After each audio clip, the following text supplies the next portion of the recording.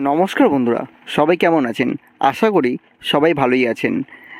আজকের থাম্বনেল দেখে নিশ্চয়ই আপনারা বুঝে গেছেন আমি কোথায় যাচ্ছি।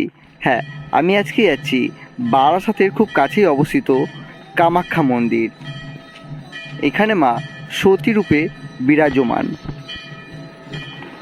আর মন্দিরের দেয়ালে লেখা ছিল গীতার বাণী খুব সুন্দরভাবে। আপনারা যারা এই বারাসাতে কামাখ্যা মন্দির আসতে চান তারা ট্রেনে করে বারাসাতে নামুন এবং সেখান থেকে চাপাডালির মুখে চলে আসুন এবং চাপাডালির মুখ থেকে অটো বা টোটো ধরে চলে আসুন এই কামাখ্যা মন্দিরে। এবং যারা বারাসাতে রোড ধরে আসবেন তারা বারাসাত চাপাডালির মুখে নেমে ওখান থেকে টোটো ধরে চলে আসুন কামাখ্যা মন্দিরে।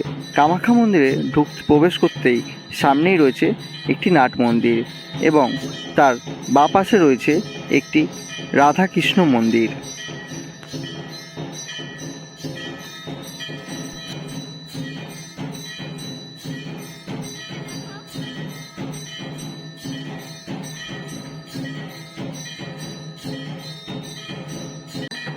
এই মন্দিরে প্রবেশ করার পরে যখন ফলক পড়ছিলাম তখন একটি ফলকে লেখা ছিল যে এখানে ফটোগ্রাফি এবং ভিডিওগ্রাফি করা নিষিদ্ধ, তাই সম্পূর্ণ ভিডিও করতে পারলাম না।